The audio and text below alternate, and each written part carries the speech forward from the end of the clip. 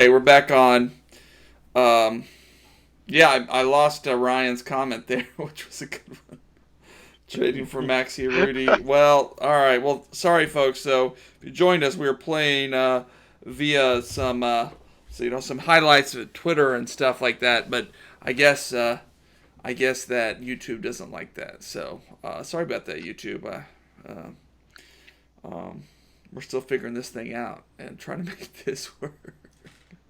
Uh, it is after dark, after all. We're expecting YouTube to be taking a nap or something, you know. The YouTube monitors, the YouTube police. Uh, we'll see. The fascist YouTube. Yeah. I guess. I guess that you. All right. Well, we're back on. I can see we're back on. So, well, let's see what happens. We'll see if anybody comes and finds us. If not, let's just chat a little bit, and we'll see. Maybe they'll shut down the whole Big D YouTube channel. We'll have to go to underground. We'll have to go to Russia or something like that to stream the Vimeo. All right. Well, all right. Someone's back on. Post something on Twitter or something. Say, hey, we're back. Yeah. Yeah. Let's do that. Let's do that. All right. Well, we're back on. I can see we're back on. So, well, I don't want my audio's coming through twice. All right. Oh, that's me. I got. No, that was me. I had it saved up. So let's post to Twitter and say.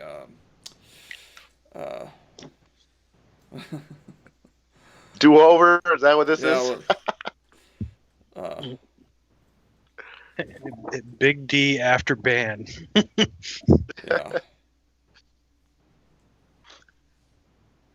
We are back. It was funny though. That comment about a Rudy though was pretty funny. Yeah. So should we trade for Rudy? I mean, it's just a heartbreaking thing, you know. But it was nice of him not to celebrate, you know. Yep. August. Mm-hmm. Yeah, that was very classy of him. And staying afterwards to talk to the guys too, of course. Well, yeah, that was nice. That was nice to see. You know, just that he still has some good relationships. He's beloved, and it is interesting that he's already he had 3 goals last year, 4 goals all season, and he already has 3. So he's that kind of streaky a guy. So you know. But he was in the right place at the right time against FC Dallas, so we just. Well, that first goal was pure hustle, really, on his part. In all honesty, you know that's something he's never lacked. Yeah. Well, all right. Well, as folks join us, get back in. I sent a tweeted out that folks are here. You know, so you know. Here's my take, and I'll probably put this in my workhorse of the week this week, and that is, years past, this team has, FC Dallas has a tendency to start strong, and then cool off by May and hit that rut. And so I don't mind a little slower start if this team can build in such a way to get through that May, June, July with a little more consistency. So I'm kind of interested in that possibility happening. And I'm just curious what you guys think. So, you know, this is a disappointment. You won all 3 points on the at home, but it's also a wake-up call much earlier as this team prepares to go on the road, play some tough places, tough matches. So what do you think? Is that a silver lining here? Well, I'm not concerned because, honestly, you can't honestly say that that's a team that's 100% out there. I mean, it's nice that Tessman is starting, and he is playing solid, but is he our best guy to be starting there? Ideally, no. I mean, we hope that he can play consistently good and you know, force his way on. But in all honesty, it's not the best Dallas lineup, and until everybody's healthy, it's not going to be the best Dallas lineup. So disappointed with the result, but also happy to see that the team did what it had to do to at least get a point out of it, and hopefully this motivates them to at least, you know, play harder. They did seem a little, I don't want to say they were flat, more like complacent, a little comfortable. I don't know. It seemed like the teams were basically going, we're matching each other's level, but you didn't see that urgency from FCD until they went down 2-0. Then you saw that urgency, and you kind of wish you would see that urgency from the get-go. Mm-hmm. Mm-hmm. That was my only real concern. I mean, except that, yeah, you go back and look at the highlights, they had some really juicy chances, and that's just the thing. That's why I could feel Lucci at the end of the match saying in response, hey, I liked how the guys fought back, but we need all 3 points at home. You sort of are divided between that, knowing a few bounces. Just that opening, that Max Arudi goal, that opening goal, it bounces off the crossbar. Reto and Hedges lose their mark for a moment. Rudy just sneaks in there like a poacher does and pokes it home. It's a comedy of errors. FC Dallas gives those up. Every team gives those up once or twice this season. Maybe it's out of the system now, and this team is going to be like, maybe the defense. Although, okay, well, I don't want to overcrowd the thing, but because I think Hollingshead wasn't 100% in this match. I think he was dealing with a knock. He didn't look sort of his normal self, but he was all right. So it's just a lot of questions. Add on that? Yeah. Can I add on that? It was obvious that Hollingshead wasn't 100%, and I believe that his play affected those around him. I think it made you weren't getting the normal level of play that you got from Hollingshead, and it was obvious. I honestly, I was surprised he didn't get subbed out at some point.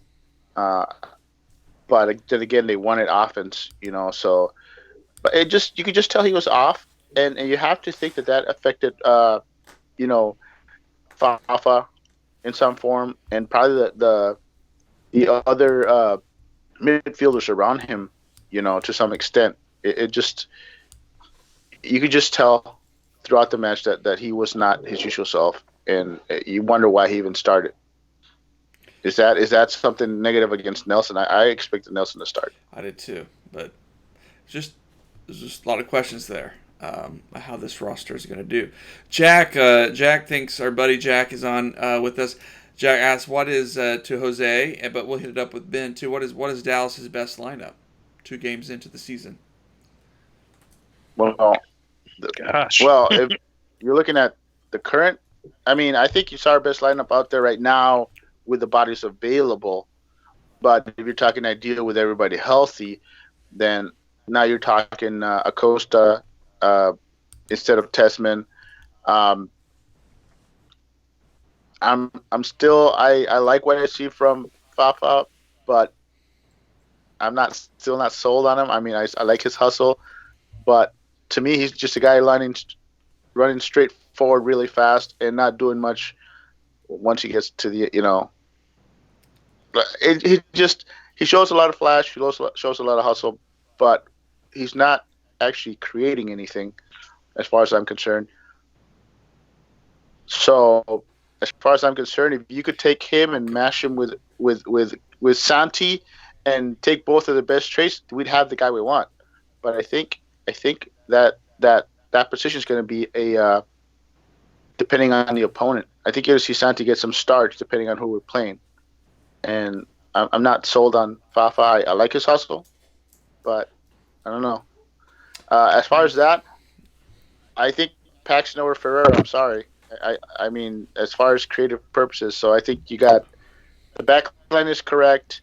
Then your midfield, you got Santos, Acosta, and Paxton ideally, and then you want I don't know where you put Ferreira in there. Maybe you should give him a shot at the left wing and see how he can do there. Yeah, I really think it's going to matter a lot on the opponent. So when you say best lineup, I think the best lineup this weekend would have been pretty much what you had, except for Paxton for Tessman. If that were healthy, Mm-hmm. if Paxton were fully healthy, Tessman didn't really he could have closed out a lot better on that service into the box that led to Maxi's first goal. Wasn't his turnover responsible for the second goal also? Yeah, so I believe so. I don't remember that specifically, but it might have been. Like he definitely came down to earth a little bit in this game, which I mean you have to expect. That was like his second first division game. There's a lot to lay on a kid. And it was still a solid game by the way. I'm not knocking Mm-hmm. him on that. I'm just saying for a kid only played his second professional game, it was still a really good game for him. And as far as Paxton, honestly, he came in around the time I expected him to come in. I just think Dallas didn't expect to be down 2 goals. Yeah. I think the game plan was always bring him in around that time. Right. I hear you, and I'm coming around to Picoult and kind of what he can do, because I think he does what you can say he does right now. He brings some speed.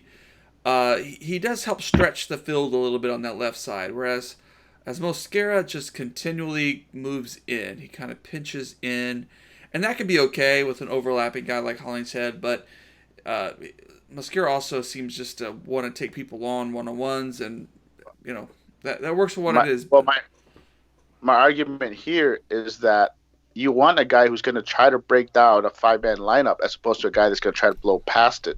So I hear my you. opinion is they should have started uh, Santi, and then thrown a fresh Fafa in the second half with his speed at those guys. But I mean, when they're sitting back there defending, you want as many creative people out there as possible, and I don't think we had that until he went to the bench. And by the way, it's nice that we can go to the bench and get more than one creative player in there. It is nice.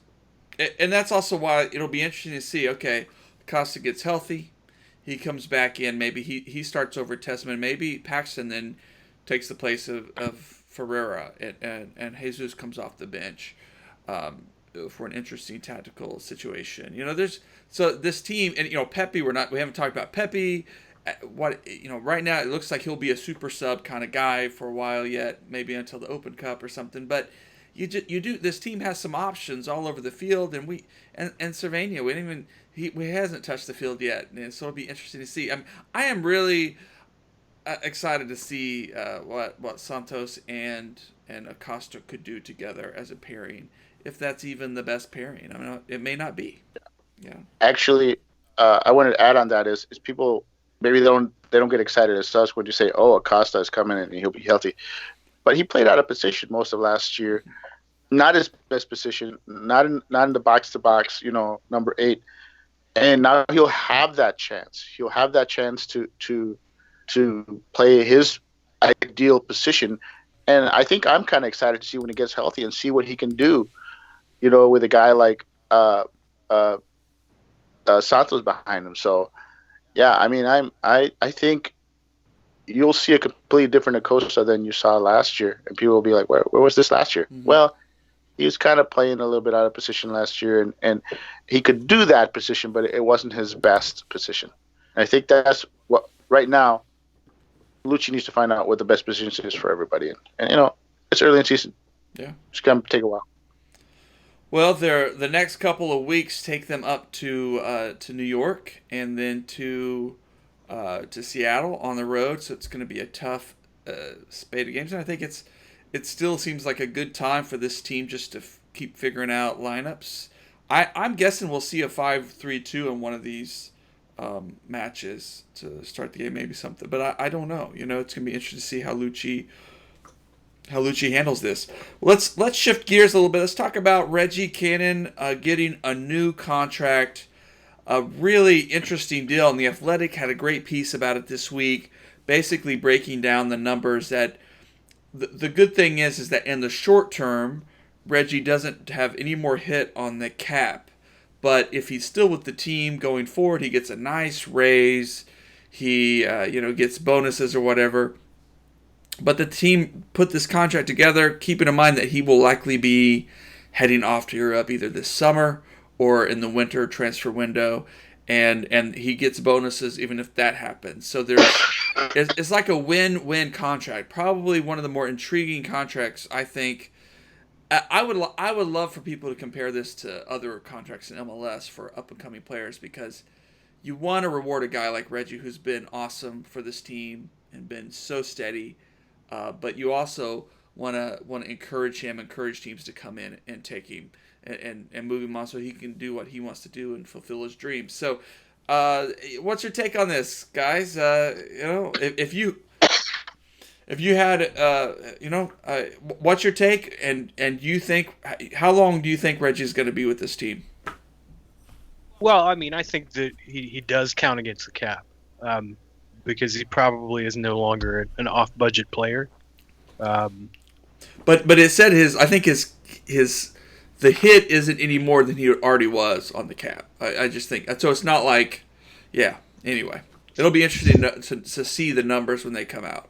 So my take on it is Dallas is using this as sort of a hey, we've gotten more talent coming down the pipeline, and I think they're trying to figure out how to best. I mean, this contract is good for Reggie and for Dallas, but it's more with an eye towards the future, where you're going to see. It looks like it's something they're working on.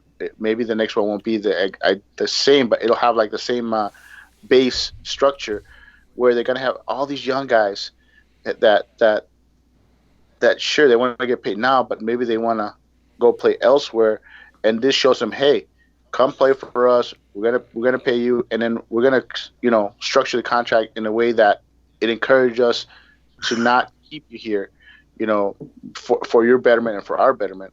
So I like that idea, and I think that's just Dallas basically being trailblazers, because I don't think I've seen any contract like this. And also another comment on that is all the U.S. fans come out and complain about Reggie signing, blah, blah, blah, blah. Pay attention, man. They had an option year on him, so he wasn't going to go anywhere. People are like, oh, yeah, play out your contract. It's not that simple. You're asking him to stick around 2 more years, basically. It's reality. This basically, he can still stick around to 2 years, but he's going to get paid for it if that happens. And so people need to learn about those MLS option years. Just because it says the contract's done at the end of the year, that doesn't make it so. Mm-hmm. And here's another thing. This contract, the way it's set up, though, it's 4 years, so it's not like it has all these option years like they normally do. So otherwise, some European clubs don't understand it either. They're like, oh well, he's going to be out of contract soon. Why should we? How important can he be to you? So I think this is what that was saying. It's like, oh, he's important to us. So if you want him, you better pay up. Also, did they say there was a release clause, which something you never see in MLS, in all honesty? So that's another big eye catcher for me is the release clause. Yeah, I hadn't really seen one of those yet. Yeah, I think that's that's not something you see in MLS contracts, release clause. So I'm kind of glad that they're adding that. That's something that would definitely help. I think a team like Dallas has a lot of young talent coming up. Well, that's good stuff. It's exciting for him. I mean, Ben, I know when this was announced. I think when we were chatting about it, you said, "Man, he's gone. He's gone by the summer." Is you still holding with that? Do you think it might be? Yeah. I still think it's likely. Yeah. I mean, but then again, it's going to be weird how the transfer market is going to be affected by, what's probably going to be a global recession that hits in the next 6 months. Well, that might change the equation a lot more so, I would think, than the contract itself. But yeah, assuming that the summer transfer market is customarily, somewhat like it normally is, then yeah, I'd still expect him to get a good offer and probably leave this summer. Yeah, and I want to agree with that. I want to add to that fact that you got to give some props to the kids that are in Europe right now. I think we had like as many as 5 American kids starting the Bundesliga this past weekend, and I think that's just showing that you can find talent in the U.S. So I think that helps a kid like Cannon, who's still pretty young. It helps other teams say, hey, maybe we can get him. He's not really that expensive by European standards, in all honesty. He's an affordable option for a young player, for such a young player. So I think you got to give props to those kids out there in Europe right now that are playing their asses off really, and really starting to show more and more American players in Europe is good for MLS, for teams like Dallas that want to sell their young players. Sounds good. It's. I mean, he's only 21. I mean, his future is bright. He's coming on. Great assist on Saturday yesterday. So I think teams got to be thinking hard about that. And of course, if he's gone by the summer, I think that changes some. For me, it changes some of my outlook for FC Dallas as far as bringing in. Maybe Nelson starts on left and Ryan gets moved to the right, or there's a lot of scenarios there, but I think this team will probably just let Reynolds go and let Reynolds learn on the job, which is what this team has been doing. It's how Reggie got good. Yeah. Well, look, it's about 10:04. We're gonna. I don't see any more questions coming in. We're keeping this thing at about 30 minutes as we just get going here. We'll have more topics to talk about as the season gets going on, and hopefully we won't have this issue where YouTube cancels us. Because we got mouths to feed here, YouTube. Come on. And a lot to take. Like I said, the season's early. A lot to learn about this team. A lot to see from this team as things unfold. And so let's look ahead. Next weekend, it's who do they play? They play New York. They play the Red Bulls, or they play NYCFC. I thought it was.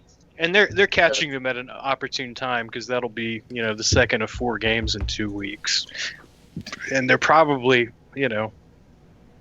going to be concentrating on CCL more so with the fact that Dallas is an out of conference team, so you might see a heavily rotated lineup from them Saturday, which will probably be very helpful, to be quite honest. I'd be happy if they find a way to get a point on the road against those guys. And I agree with Ben. I think it'll be how rotated we won't know till day rolls around. But yeah, I agree with them. I expect a rotated squad, and I like Dallas's. I mean, they weren't very good on the road last year, so I'm very anxious to see how that pans out against a rotated squad.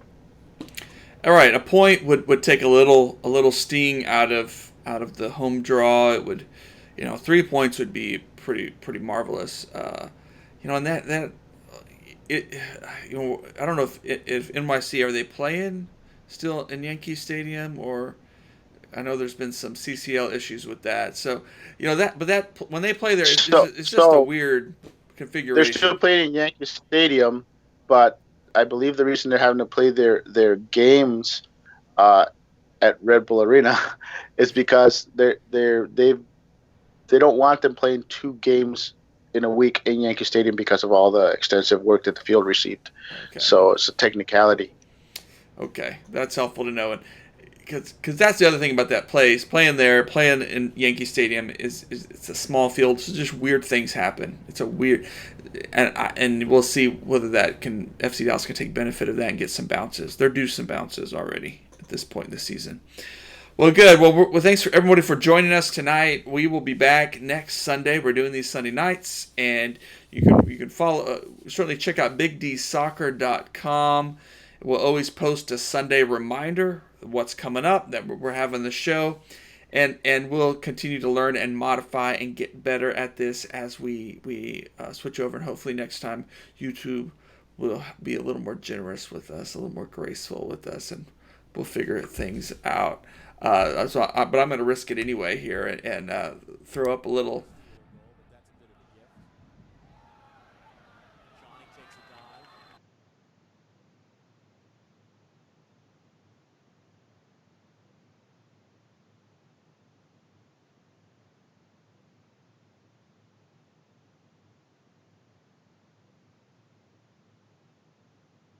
Thank you for tuning in, for watching.